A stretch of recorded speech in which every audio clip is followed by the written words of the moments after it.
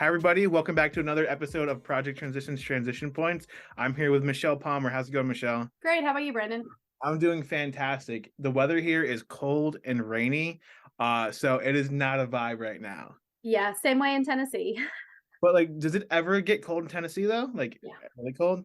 It got down to 9 degrees a couple weeks ago. 9 degrees.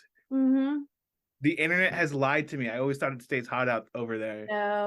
No, it's right now it stays in the 40s, but there Wow. are times it gets down to the 20s and 30s, especially first thing in the morning. Oh my word. I'm a big covers guy. I love covers. So like the colder it is outside, I actually turn the heat off inside my apartment so I can have so I can be more bundled up. It's a weird thing, but I've been like my entire life.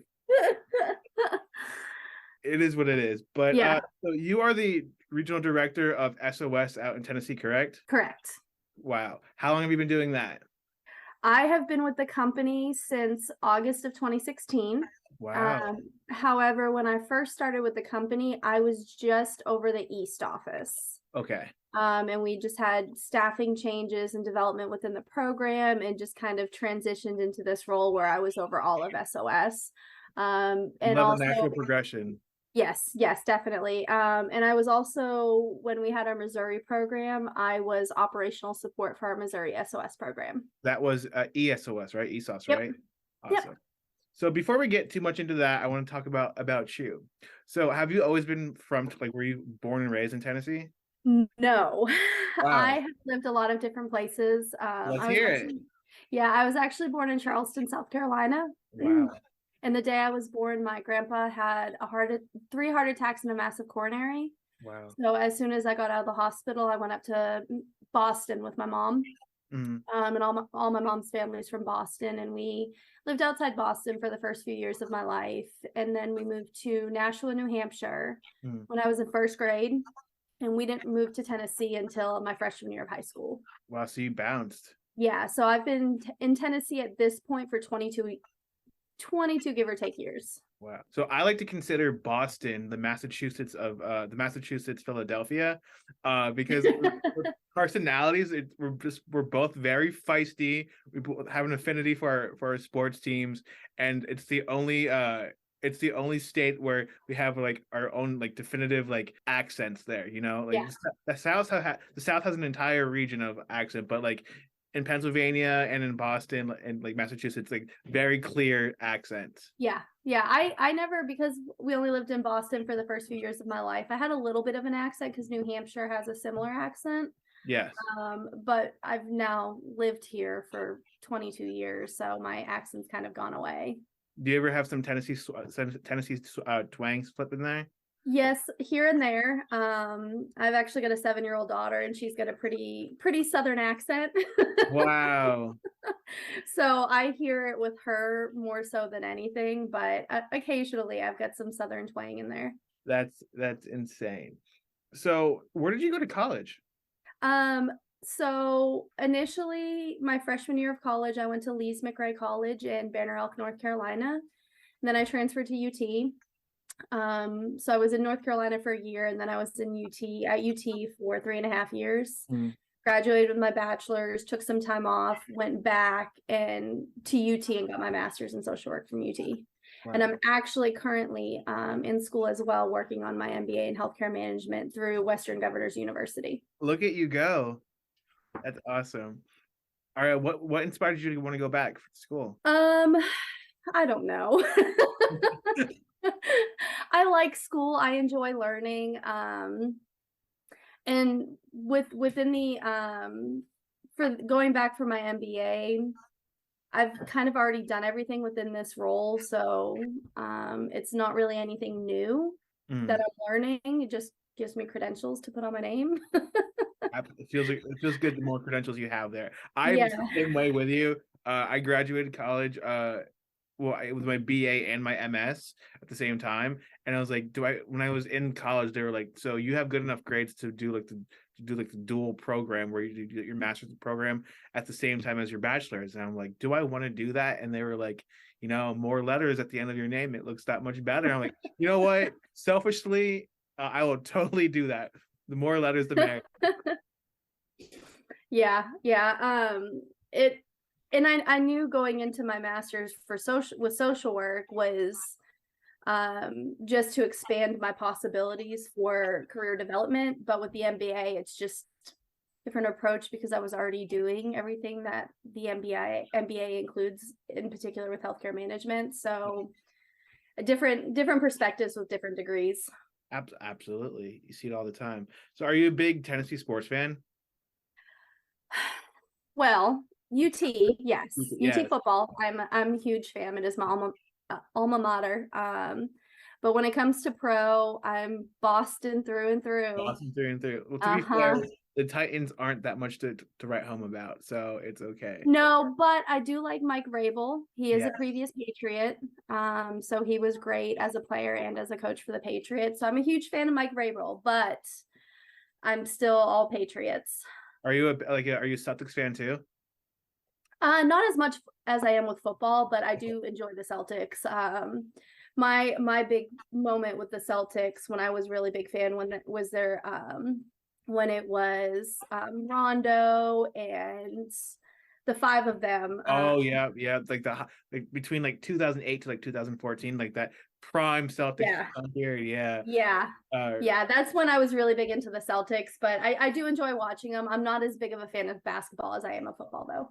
I agree with you 100%. Just this being able to see people like just tackle each other is just 100% better than throwing a ball around. So Yeah. I completely. So have you always had an affinity for helping people in our community? I have, because prior to coming to Project Transition, I did work at a community mental health center and I did psychiatric admissions at a local hospital. I always wanted to help people. I knew I didn't want to get into the physical health side of it. Hmm. I also have a long family history of mental health issues. And so that kind of drove me into wanting to get into the mental health and just the social services in general in the community. So you said you have a long history of mental health in your issues in your family. Are you more because of that? Are you more self-aware of your own mental health then? Yeah, oh yeah, 100%. I have prided myself on being able to cope and manage. Mhm. There have been tougher times than others. But also along with the mental health issues, there were a lot of substance abuse issues as well too. So just being aware of that in daily life growing up, especially when I became of drinking age and kind of that social aspect, it can be so easy to kind of fall into that trap when it Yeah. comes to in particular drinking alcohol. And so it just the self-awareness of both the mental health as well as the substance abuse it was definitely a big thing for me. Yeah. What do you do to keep your mental health like on track? Or what do you do when you find yourself slipping? Well, I do a lot of maintaining Mm. self-care. I play soccer. Soccer is a Wow, big thing for me. I'm really involved with the soccer community here in Knoxville. that's great. I've played soccer since I was 5, so 30, almost 32 years that I've played soccer, and I continue playing in the adult leagues around town. And there's a really strong soccer community, so there's a lot of people that I rely on within that Mhm. community. It's how I met my best friend. And we've been friends now for almost 10 years. And so it's been a huge part of my life. And that's a weekly thing that just helps me with self-care, just to get out there and do something I enjoy. Another thing that I enjoy also is I'm a certified scuba diver. You're a scuba diver. I am a scuba We diver. didn't talk about that. That's awesome. I took it as a class in undergrad and got certified 2 easy credit hours. Wow. And I stuck around helping with the class. So I go on the dives with the classes and help students get certified. I did get to go diving 2017. I went to the Grand Caymans. Wow. Yeah, that was awesome. I have So to just ask, being in water. what's the coolest thing you've seen while diving? Um, my big fascination is with sea turtles. I Sea love turtles. turtles. I love turtles. So I go chasing after turtles when I see them in the water. That's so cool. I'm so incredibly jealous that you're certified scuba diver. I don't mess with the water. I mean, there's a reason why I became a soldier and not a sailor. The ocean like freaks me out. So I would like much rather watch like a horror film like The Conjuring and all that alone as opposed to watching like Jaws or like or like to me the Titanic is a horror film. Like I just the concept of being in open water just scares the living crap out of me. See, I just looking at water and everything underwater and just seeing it is just so fascinating and so relaxing for me. Yeah. And being in the water is just a whole nother level. Yeah. It's just I got certified in 2007, so I've been diving for over 15 years. And so it's definitely something that it's an expensive hobby, but Yeah. it is very relaxing, and just being underwater, just kind of floating around, seeing everything is wonderful. I've been told it's like being in space without being in space. It's like fully immersed inside something and everything being surrounded or all around you. It just, Yeah, yeah. yeah, very much so. Uh, one day, Brandon, one day. Um, You got to get over that fear of water first. I mean, like I have no problem like swimming or like going like buggy boarding and stuff like that in the ocean, but like fully like submerging myself into that ocean, no, like I can't do it. Oh, and it was wonderful when I was in the Caymans. I ended up getting down. So Cayman law is you can't go deeper than 100 feet. Whoa, And so I was just pause there a second. 100 feet. You lost me at like 8 feet, bro. No, thank you.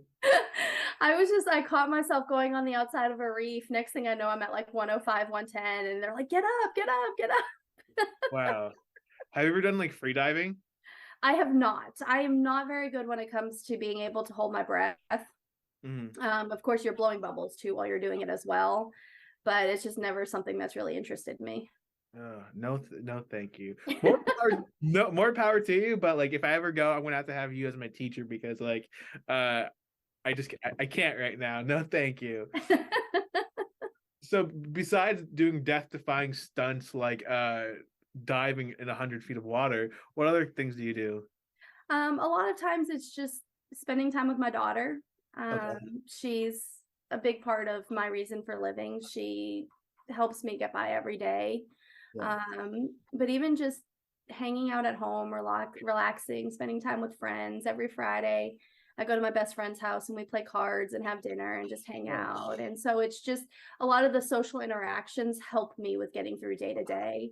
Yeah. Guess that's why I'm a social worker, because I love socializing. Absolutely. When I found that when I found that I really need that social interaction for my mental health to be good. I found that during the early stages of COVID, when we weren't allowed to leave, my mental health like deteriorated because I wasn't able to see anybody. I couldn't be face to face. It was intense. So Yeah.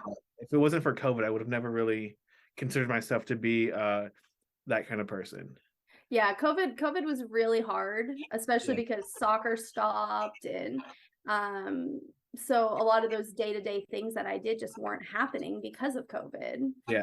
And so it was definitely very hard. And it was my first time ever having to work from home, and so not getting up and going to the office and living that daily life as an adult Yeah. really took a toll on my mental health as well, and just trying to get back to where I was. Yeah. So do you have to? So it seems like routine plays a big part in your life. You know, seeing your friend every Friday and then doing your weekly soccer games. Uh, did you have to create a brand new routine during COVID then? No, it was tough because I felt like it made me be a very lazy person because I wasn't doing anything. I literally was just sitting at home all day, Yeah. every day.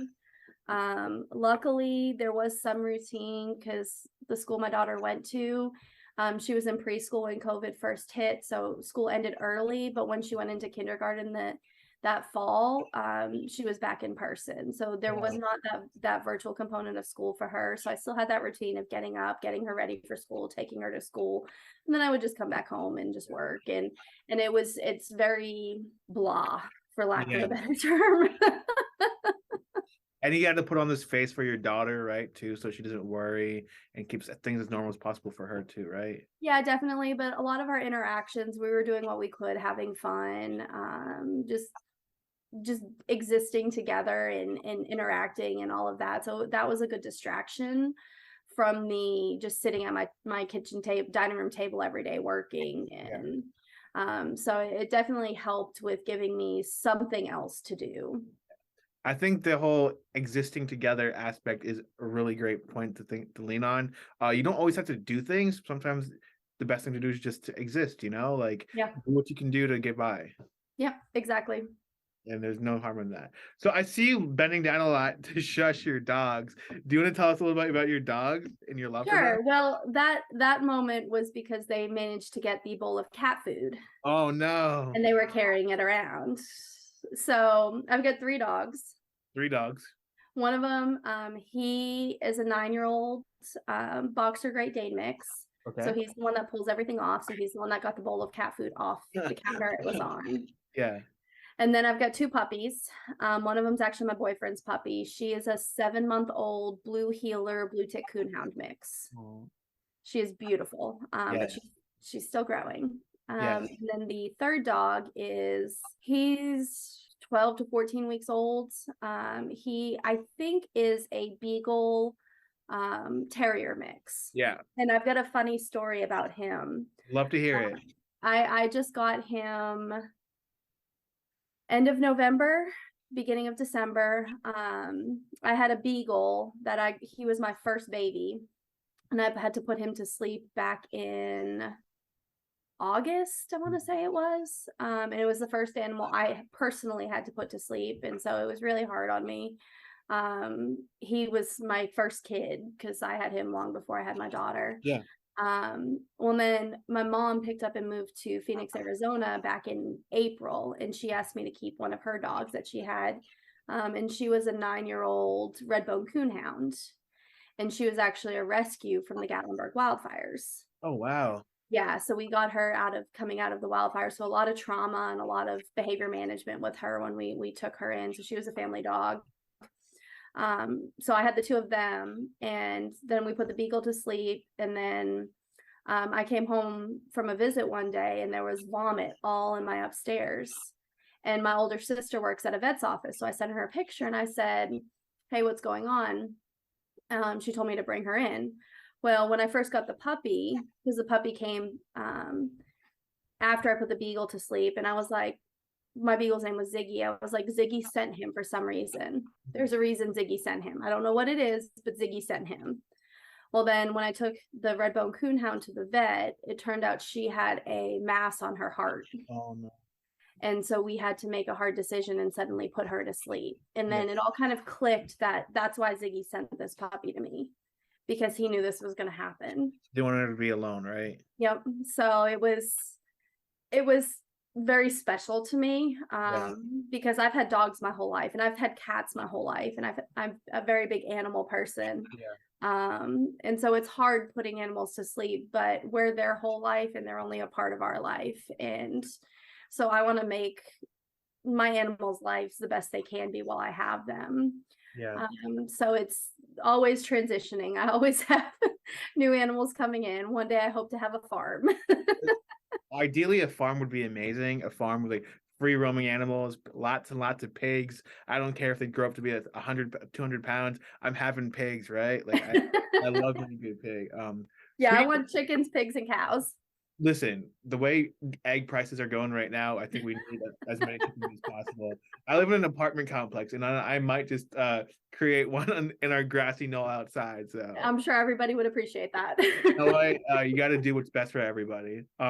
Speaking of dogs, you were talking about that on my putting dogs to sleep. I know this is gonna take a really sad turn, but my dog, my family dog, we had to put her to sleep the day before my first day of work. Right, Oh, wow. like that night.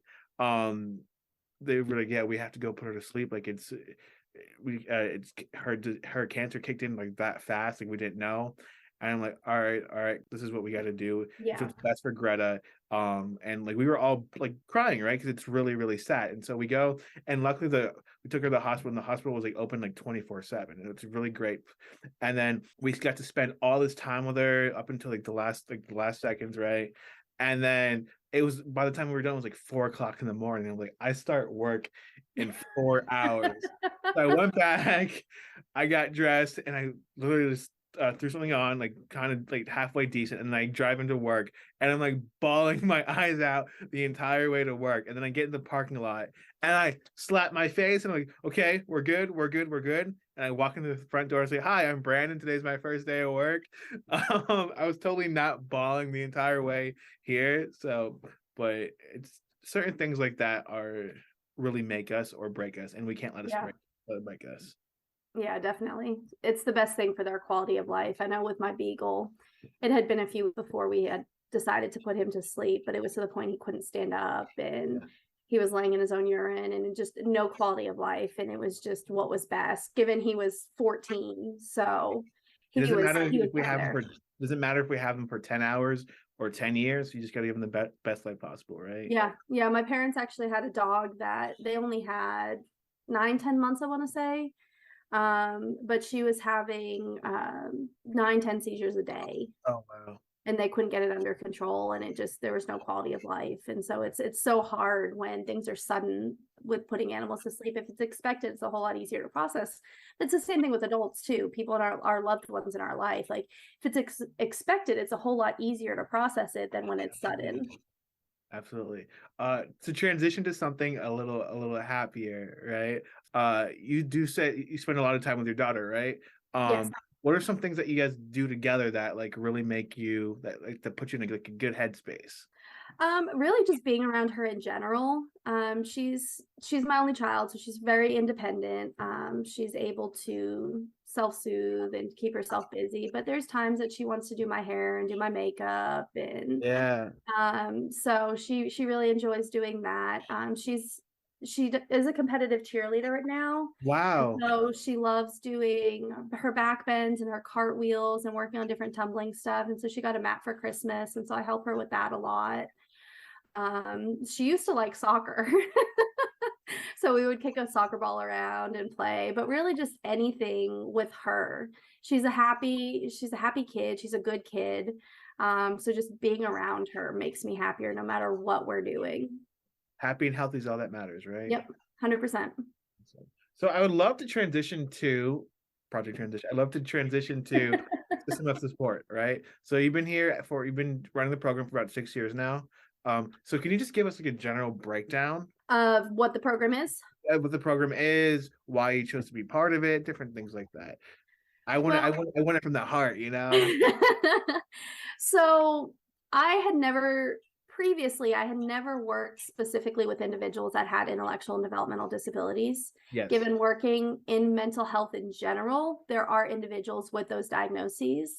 But that's not specifically what we're working on. We're specifically working on their mental health. And that's how it is across the board with any programming, because until recently, there were no programs specifically for individuals with intellectual and developmental disabilities. So it's definitely an area that's growing. But I was at a nursing home. I was social worker at a nursing home. Absolutely hated geriatrics. I will never be a nursing home social worker again, but it gave me good experience. But so I was just looking for jobs and this one popped up and it seemed interesting to me. So it's not that I was looking for a job, not looking for this specific kind of work. But I loved the idea of it, especially with it being a new program, still growing. Because I had started when I worked at Helen Ross McNabb, I had started a grant program there. So I got to build a program, given we only had the grant for a year. So it didn't last very long, but still being able to build that program, we had amazing outcomes. And so I love the idea of building a program, having those outcomes, showing the great work that it's doing in developing the programs in the area. And so I thought it was a good opportunity. So I came in and I interviewed, continued sounding like a great thing, and just started managing just the East office. And then things just kind of happened and transitioned. And then I got to take over running the state operationally and just trying to do what was best for the program, which was a new thing for me. I had never been in this kind of role. And working to develop this program that is a whole new idea, because there are no outpatient crisis programs. It's just something that doesn't exist for anything, no matter what the diagnosis is.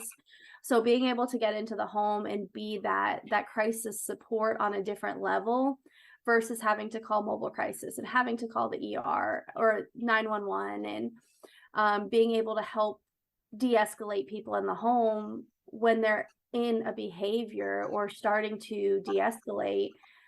Being able to be that number one person that they call is an amazing idea, and it's an amazing feeling to see the outcomes that we have with being able to de-escalate people. Yeah. And so the idea of it was wonderful. It's funny because when I'm calling new admissions or new referrals and explaining the program, they're like, what is it that you do? And I was like, well, Yeah. we do a little bit of everything. Mhm. Because it's so individualized and it's so much about the person and what they want for their life. So it can be a number of different things we do. Of course, the 24/7 crisis line with the crisis support is a big part of it. But really, for example, I met with a new admission today. She wants to work. She wants to get into peer support services. She wants to utilize what she's dealt with to help other people. She wants to be able to move out of her mom's house and live on her own. Given she is a little bit higher functioning. And so we do have those individuals that are nonverbal, that are lower functioning, but still being able to equip the team to manage the behaviors to have a successful life at home, because they can't tell us directly what they want to do. We do develop that rapport with them so they are able to communicate with us to an Yeah. extent. But at the end of the day, a lot of people just aren't equipped and don't feel comfortable managing behaviors because of the intellectual or developmental disability. Yes. So being able to come in with our expertise and being able to help equip them so they're responding more appropriately to the behavior to be able to de-escalate it, because a lot of times in not being able to manage the behavior, the individual themselves is feeding off that energy. So it Yes. makes the behavior even worse than it necessarily needs to be. And so being able to come in as a new set of eyes and look at the big picture and be like, okay, what can we do as a team to make things better for this individual? Love that. Yeah. Yeah. And so it's there's so many different pieces of this program and this concept that I love, with it being individualized, with having that crisis support, with just being able to be that transition piece, because we only work with the individuals for a year and then we step out and the team takes over. So, and then they can still come back to us for that extra support if they need it because of our expertise in what we do. So it's just, there's so many wonderful things about this program. Absolutely. So I think the biggest difference between PT traditional and then PT system of support is for PT traditional, they come to us, but PTSOS, you go to them. Yes, and we are specific. The individual has to have an intellectual and developmental disability. Yes, yes. So that's another big difference as well too. So because we work specifically on the behaviors with the intellectual and developmental disability. And I think by you guys going to them, it helps establish like that a level of trust there, because you're going to them and it finds them in their most comfortable atmosphere. Yeah, 100%. And we work with individuals anywhere they are. We've had many people that have been homeless that we go Salvation Army or the local shelter to meet with them to try to get them more stable. We can go to their schools and help the teachers in the schools with managing the behaviors and be part of their IEP, which is the individualized education plan, I believe is what it stands for. We go to those IEP meetings to be that extra level of support to help advocate for the individual, because we also, along with helping to manage the behaviors, we're helping the individual learn to be able to advocate for themselves as well. And that's a similarity with traditional, and helping them to develop the life that they want, and going to their blue sky and helping them achieve that blue sky. Yes. So system of support, is it like any age group that can participate in it then? It is. In my years with the company, our youngest has been 5 and our oldest has been 70. Dr. Dixon did mention there was potentially a 2.5-year-old that we worked with before, but 5 is the typical age that individuals do get diagnosed with an intellectual disability or autism or whatever it is.